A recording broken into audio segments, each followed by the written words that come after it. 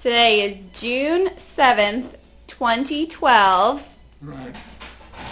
And this is Grandpa, and he turned 95.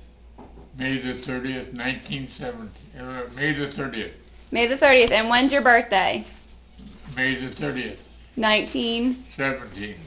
And where were you born? Maryville, Missouri, which is the northwest corner of Missouri, next to the Iowa border. And how many brothers and sisters did you have? I had 3 brothers and a sister. And what were their names? Harold, Betty Ruth, Robert Don, and Cal. What was your mom and dad's occupation? What did they do for a living? My dad was a Watkins dealer for over 32 years. And what's Watkins? The products that he sells to the farmers and ranchers. And what did your mom do? She was a housewife. What is your most memorable moment with your dad? Probably when I got a whipping one time, but I don't remember.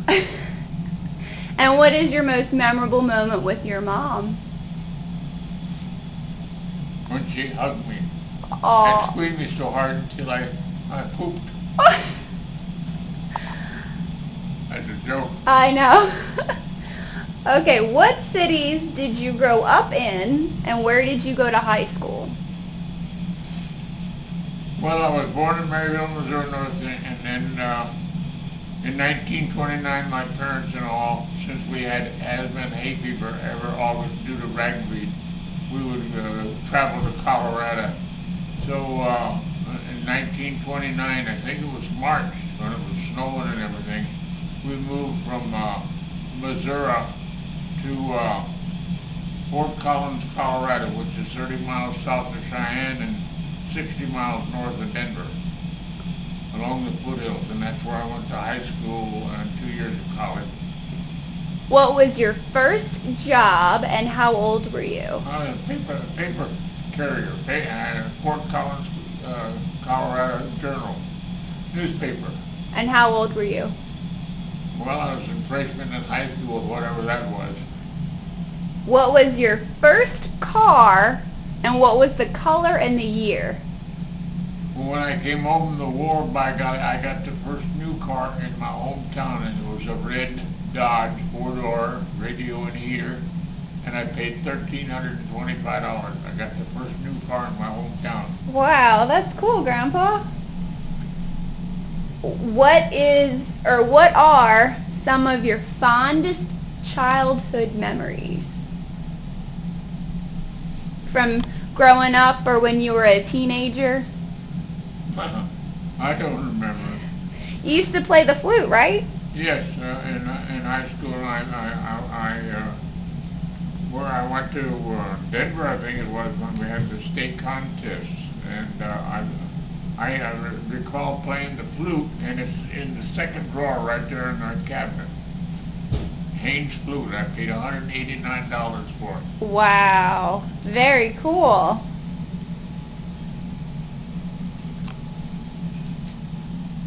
Okay, when World War II started, did you consult your brothers and sister about going into the Army, and what made you choose to go into the Army Air Corps? I did, because early in the war, before the war, I shipped out. I joined the U.S. Army Air Corps, and it shipped out a Hawaiian Air Corps, and I shipped out to Hawaii in 1939, September 1st, 1939, and I didn't get home for 6 years. And I was in Hickam Field in Hawaii, right outside Pearl Harbor, for about 2 years, and then my squadron was shipped to Clark Field in the Philippines, which is 40 miles north of Manila, and I was there when the 40 Japanese bombers from Formosa flew over and took out our whole Far Eastern Air Force. And Colin Kelly was the hero of my squadron, and first hero of my squadron when 3 Jap Zeros got in his tail and shot him down. but his crew jumped out before the plane went down. And his body's now buried over in Dustin, Florida. Wow. And I have visited it. Interesting. What's she talking about? And what services were your brothers in? You were in the I Army. was in the Army, and my younger brother, Don, was in London and Europe in a B-25. He was a bombardier. And Merle, when he graduated from high school in May of 45, joined up the U.S. Navy, and he was in San Diego with the Navy when the war ended. Wow. His name is Merle Porterfield Ferris, but I always call him Cal because one time when he was in high school, he ran away from home, by golly, to California and lived with my mother's sister, Marie, in California. And that's how we got the nickname Cal? I didn't know that. Yeah. Tell me how you became a pilot and what did you fly? Well, I've flown many planes, different kinds of planes, but I took lessons. Oh, in Hawaii. I won a scholarship out of a whole bunch of guys, and I got free flight lessons. And I sold in a Ronca, I think it was, or a Cessna in Honolulu. In 1939? Right. And what did you fly? What was the first airplane that you flew? That's what a Cessna or a Ronca, I forget which of the two. And how many years were you a pilot? Well, from then on, I had my own airplane, by golly. And I forget what kind it was, by golly. I flew across country from New Jersey to Portland, Maine, and back with another guy. Wow. Lee Ash was his name. Okay, can you tell me a short summary of your journey and experiences during the war? Well, you said you started in 1939, and then you went from 1939 in Hickam Field, then you went to Manila? Well, I went to Hickam Field in Honolulu first for 2 years, and then my squadron was shipped to Clark Field in Manila, 40 miles north of Manila. And I was overseas for 6 years. And what part of the world did you end the war? Where were you when it ended? I didn't surrender. I got off the last boat out of Bataan down to Mindanao, off of Bataan, which is the little peninsula in Manila, across from Manila. And I got down to Mindanao, which is 500 miles south. And when they ordered us to surrender, I didn't hear them. I stayed out in the hills and got commissioned from a buck private behind the enemy lines and come home a captain. Wow. And can you tell me when and where did you meet Grandma during the war? Well, I used to go to the Catholic Church with, what was his name? Was it Bill Conco? Bill Conco, thank you. Yeah, that was him. And we were walking down the street one day from the church, and although I was a Baptist, I went to the Catholic Church, and Father Tom Callanan, and I said, look at that beautiful lady down there getting off of that white horse. He says, you want to meet her? I said, get out of here, you don't know her. He says, yes, I do. She says, we were at the Catholic Church Mass together on Christmas, and he introduced me to Juanita. Wow, and ever since then? Maganda de Lager, absolutely. What kinds of things did you have to eat in order to survive in the jungles? Well, the worst was fried grasshoppers. Bite the wings off, by golly, and just go. Oh. Well, we were starving to death. It's amazing what you had. And what other stuff did you eat besides those grasshoppers? Buffalo, water buffalo, I'm sure. Monkey meat, horse meat. Yeah, my sultan got mad at his horse one time. and stuck his rifle outside the window and shot his 4-year-old stallion horse. Oh no.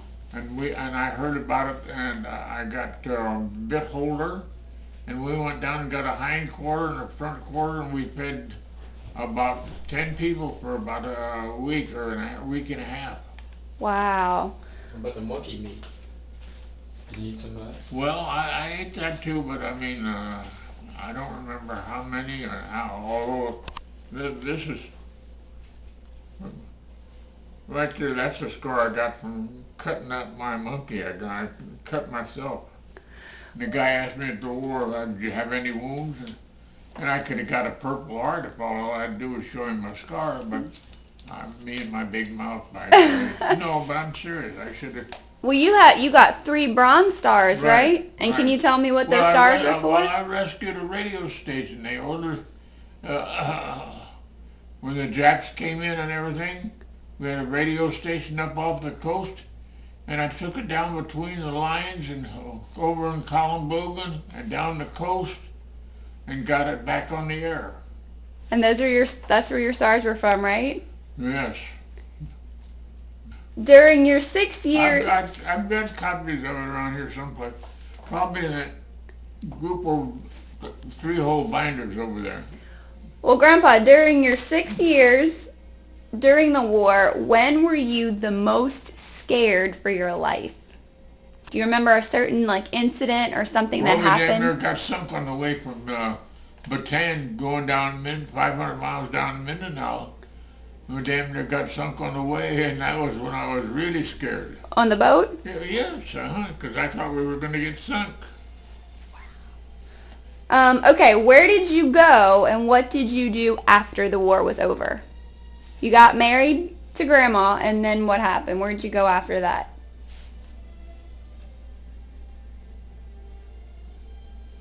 I think New Jersey, but I'm not sure. And then Turkey after that, right? Yes. And how long did you live in Turkey for? 2.5 years, as I recall, and we really loved the Turks. And we had the best maid, and her name was Zeliha. And I lost her address, and I'm so angry with myself because I'd love to send her a letter, even $50, $100. Aww. Because she was a very good maid. She really took good care of us. And after Turkey, you moved to New Orleans, right? And then Schenectady, New York. I believe it was New Orleans and then Schenectady, yes, and that's where I retired. And I got pictures of that, of the retirement.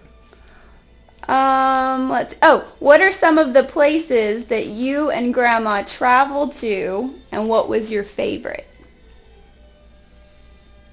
We traveled to where I was assigned, Turkey, absolutely, Anchor, Turkey. Well, what are some, you went to Hong Kong, right? Oh yeah, we went to Hong Kong twice. And then didn't you go to Egypt?